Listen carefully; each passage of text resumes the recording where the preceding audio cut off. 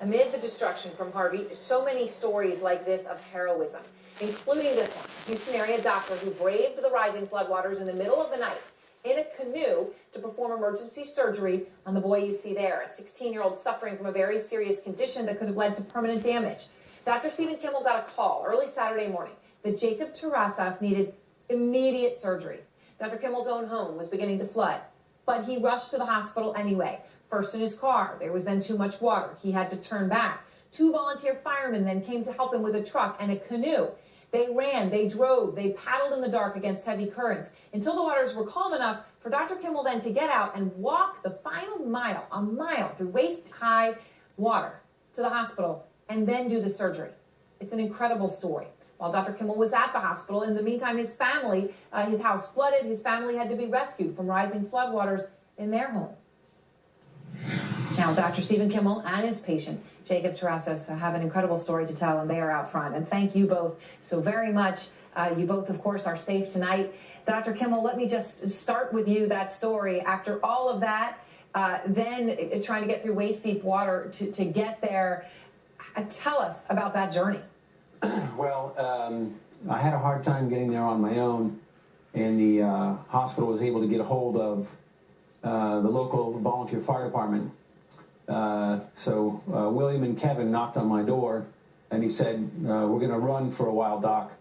So we ran through the flooded streets, and it was pretty windy and rainy. And then, as you said, we went by canoe, and then by William's pickup truck, and by canoe again. And I felt that these guys knew what they were doing, so I didn't worry about myself at all the whole time. And we got there in pretty good time, considering how we had to go. And how long did, usually I know it takes you only, 10 or 15 minutes to get to work. It took you a lot longer, obviously. Yeah, about 15 minutes. I'd say it took us probably about an hour all told. And I know at that time, Doctor, your own house was starting to flood.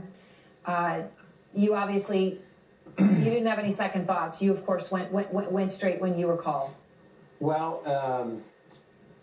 certainly somebody had to take care of this young man.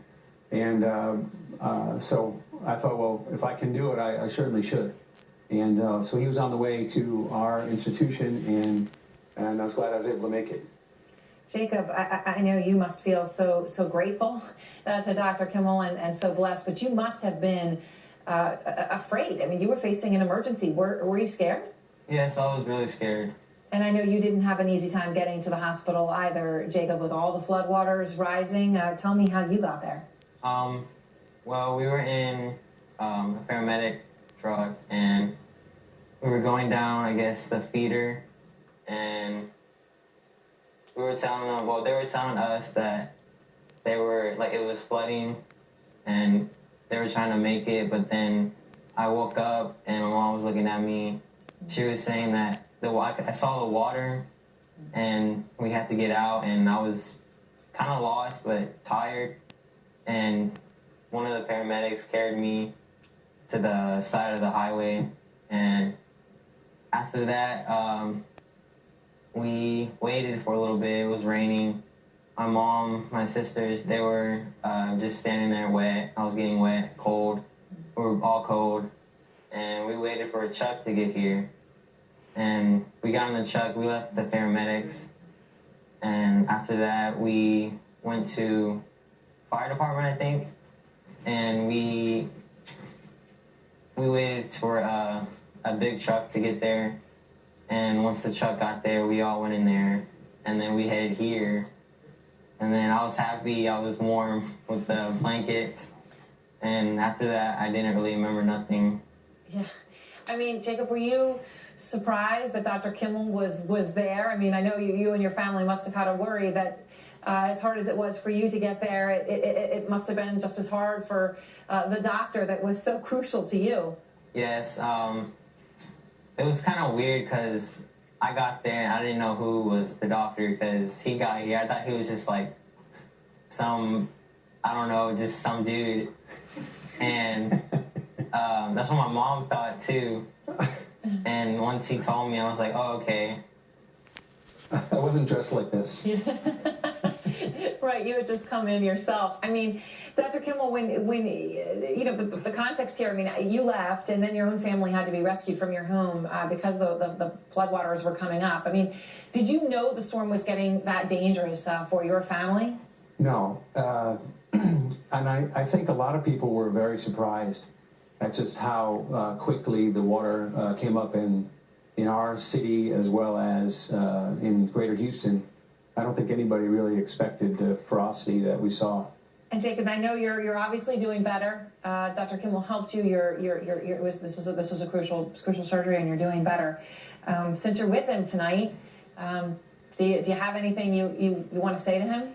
Yes, I'm thankful and I'm really relieved from the pain. I feel way much better. And Dr. Kimmel, that's why you do what you do. Absolutely. You know, it's really a privilege to be able to take care of pediatric surgical patients. And, you know, it's a very fulfilling day I have every day. It's great to take care of kids and see them get better. Well, seeing doctors like you, I think, is inspiring and heartwarming to all of us. Your family, Dr. Kimmel, and your home, has the water receded at all? How is your family? My family is fine. Thanks to the Coast Guard, they got out safely. Since then, the water has receded, and they've been back to the house. It's salvageable, and we'll get it fixed up. It's certainly not the most important thing. I was just happy to see them. Yes, I'm sure you were, and of course, what you did for Jacob is incredible. Thank you both so very much. Thank you for sharing your story with all of us. Thank you. And a good story, a heroic story. Next, Trump saying one